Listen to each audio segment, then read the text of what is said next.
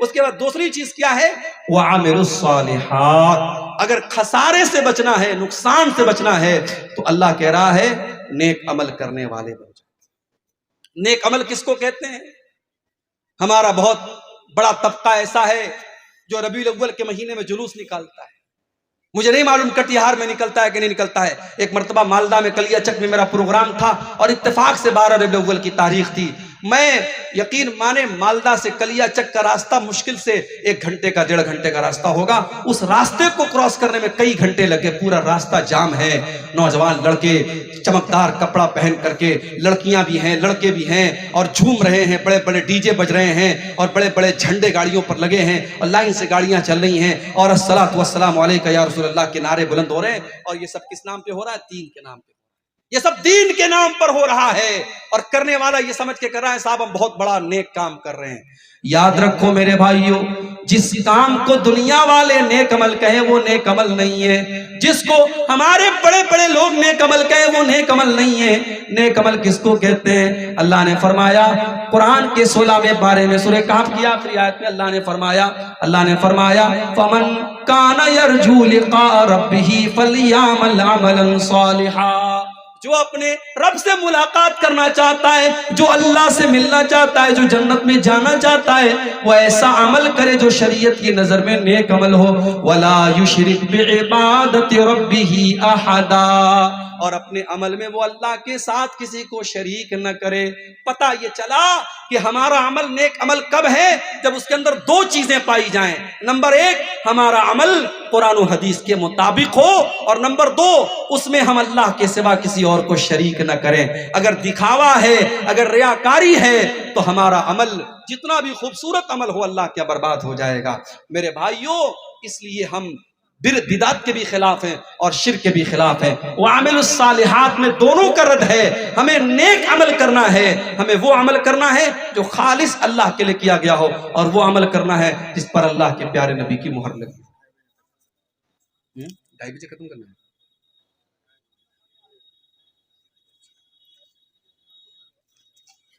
یہ سوالات آئے ہیں، میں اپنا موضوع پورا کر کے بھی تھوڑی دیر میں سوالات کا جواب دیتا ہوں انشاءاللہ۔ تو نیک عمل کرنے والا ہی اللہ کے گھاٹے اور نقصان سے بچے گا۔ اچھا، اب ایک بات اور ہے کہ بھائی اگر کوئی انسان بدعت کر رہا ہے، نبی کی محبت کے نام پہ کر رہا ہے، تو کل قیامت کے دن اس کا انجام کیا ہوگا؟ ایک حدیث آپ کو سناتا ہوں، پھر بات کو آگے بڑھاتا ہوں۔ قیامت کے دن اللہ کے نبی اپنی امت کے لوگوں کو کوثر کا پانی پلائیں گے۔ اب یہ کوثر کا پانی کیسا ہوگا؟ بس آپ اتنا سمجھ لیجئے کہ جو کوثر کا جام پی لے گا اس کو پھر کبھی پیاس نہیں لگے گی، اور اللہ کے نبی اپنے ہاتھوں سے ہمیں اور آپ کو کوثر کا جام انشاءاللہ پلائیں گے۔ دعا کیجئے اللہ ہمیں اپنے نبی کے ہاتھوں جام کوثر نصیب فرمائے، آمین۔ لیکن یہ کوثر کا جام بدعتیوں کو نصیب نہیں ہوگا۔ صحیح مسلم کی روایت ہے، اللہ کے پیارے نبی اپنی امت کے کچھ لوگوں کو جب کوثر کا جام پلانے لگیں گے تو فرشتے روک دیں گے۔ فرشتے کہیں گے اللہ کے نبی آپ ان کو پانی نہیں پلا سکتے، کوثر نہیں پلا سکتے۔ اللہ کے نبی فرمائیں گے یہ تو میری امت کے لوگ ہیں، یہ تو میرے ماننے والے لوگ ہیں، یہ تو میرا کلمہ پڑھنے والے لوگ ہیں، میرا نام لینے والے لوگ ہیں۔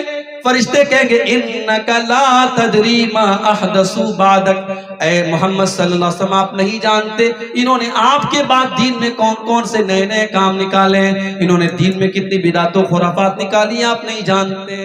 اس کا مطلب یہ ہوا کہ بدعتی قیامت کے دن دھتکار دیا جائے گا، اسے نبی کے ہاتھوں کوثر کا جام بھی نصیب نہیں ہوگا۔ اس لیے میرے بھائیوں اللہ سے دعا کرو اللہ ہمیں بدعت و خرافات سے محفوظ رکھے۔ الا الذین آمنوا وعملوا الصالحات۔ اور تیسری چیز کیا ہے؟ وتواصوا بالحق، اور نیک عمل کرنے کے بعد اس شریعت کی اس دین کے بارے میں دوسروں کو بتانا بھی ضروری ہے۔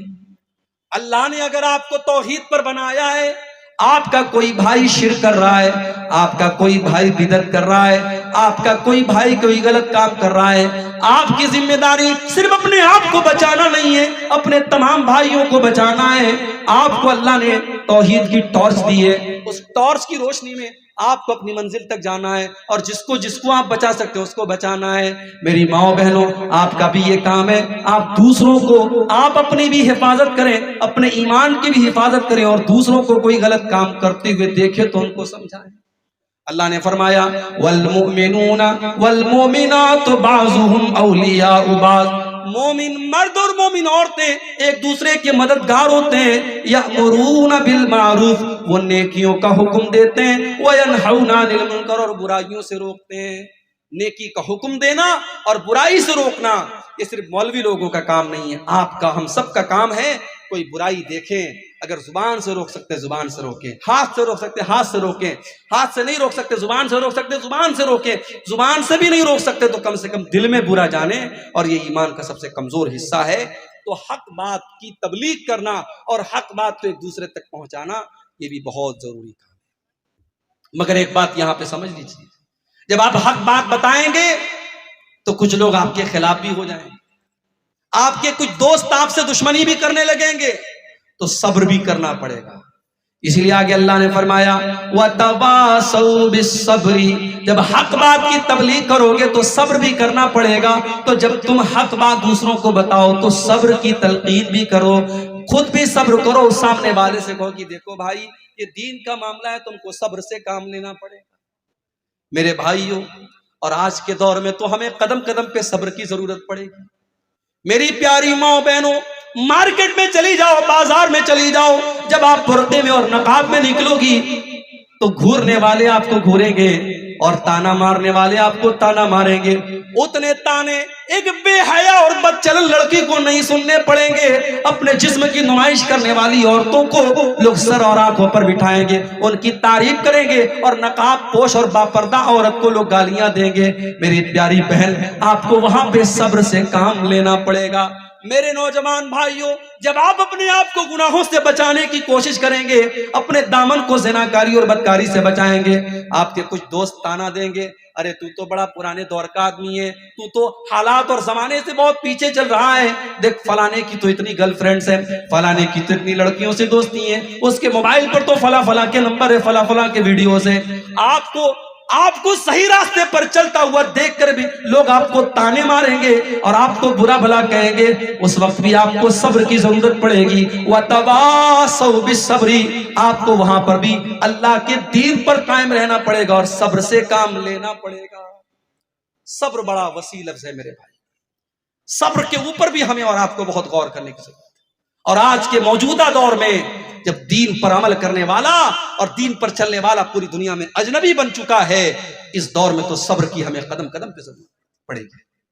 اللہ کے نبی فرماتے ہیں یاتی علی الناس زمان الصابر فیہم علی دینہ کالقابض علی الجمر، ایک ایسا زمانہ بھی لوگوں کے اوپر آنے والا ہے جب دین کے اوپر ڈٹا رہنے والا اور دین کے اوپر جمع رہنے والا اتنا مشکل اس کے لیے ہو جائے گا جیسے اپنے ہاتھوں میں انگارہ. آپ کا بھائی ہے، بینک سے لون لے کر کے کاروبار کر رہا ہے، بیاج پر پیسہ لے کر کے کاروبار کر رہا ہے، اور آپ کی بیوی آپ سے کہہ رہی ہے ارے دیکھو وہ تو اتنا پیسہ لے کے کام کر رہا ہے، تم کیوں نہیں کرتے ہو؟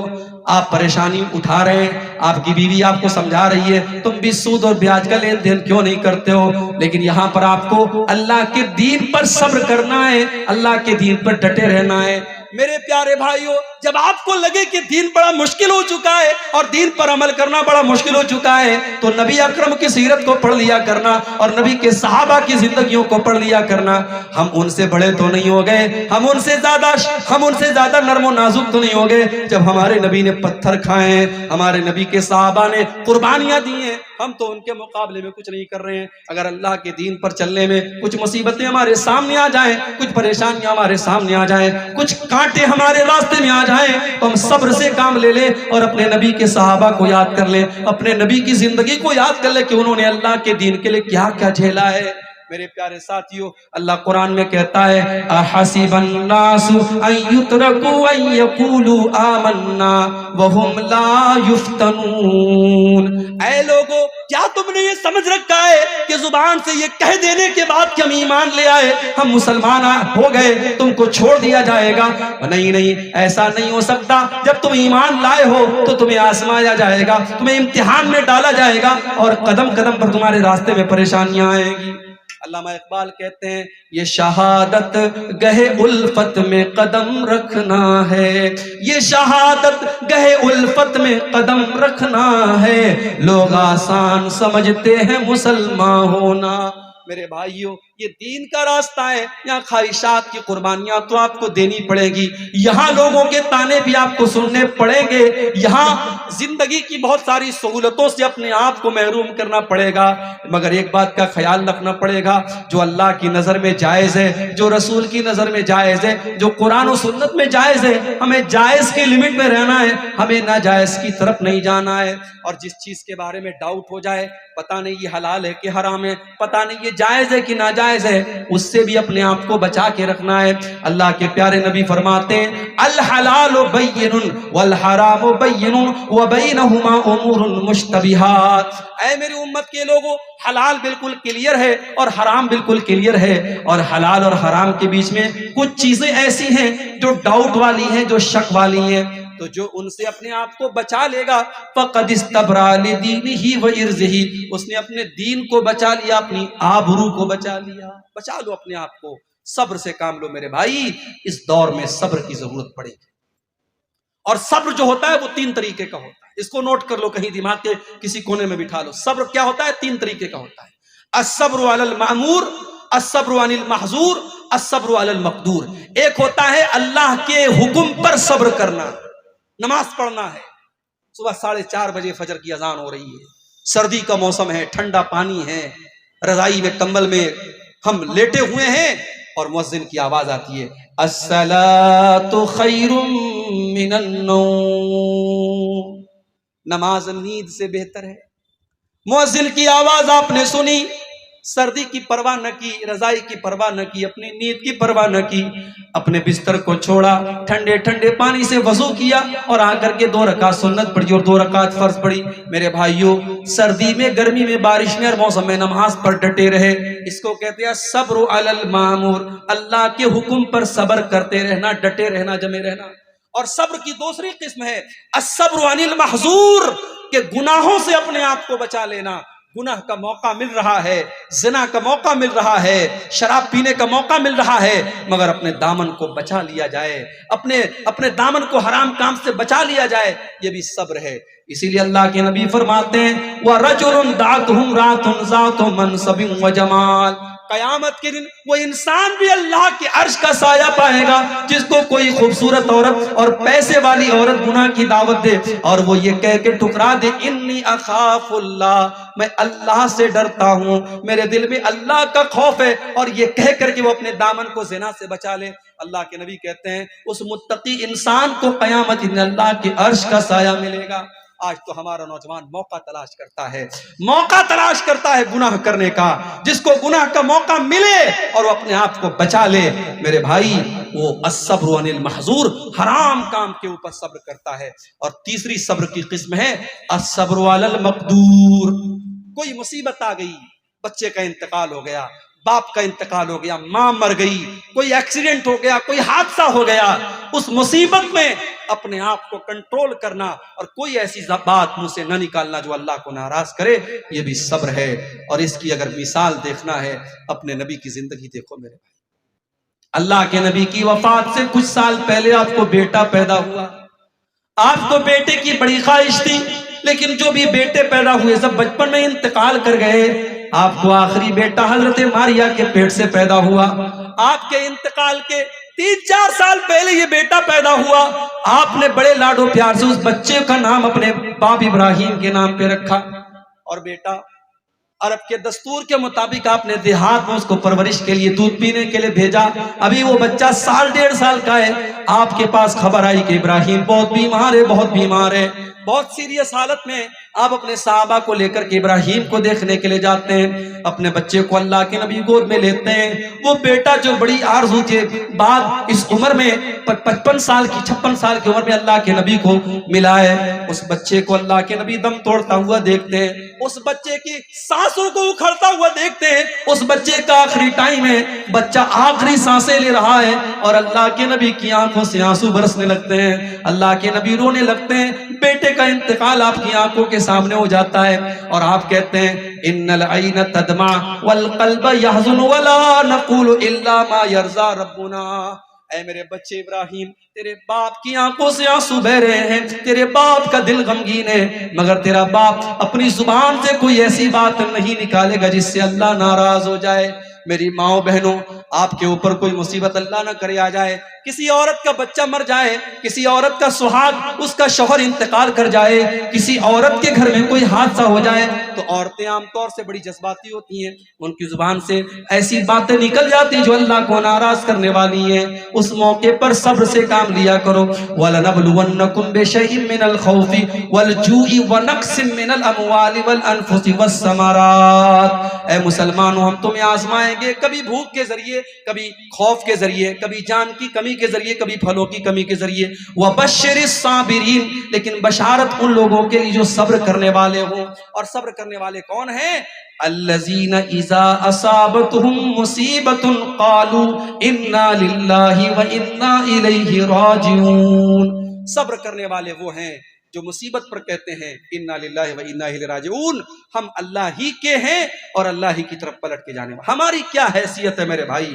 اگر ہمیں اولاد ملی تو اللہ نے دی، ہم پیدا ہوئے تو اللہ نے پیدا کیا، ہمارا باپ زندہ تھا تو اللہ کی مرضی سے زندہ تھا، اللہ کو پیارا ہوا انتقال کر گیا تو اللہ کی مرضی سے گیا.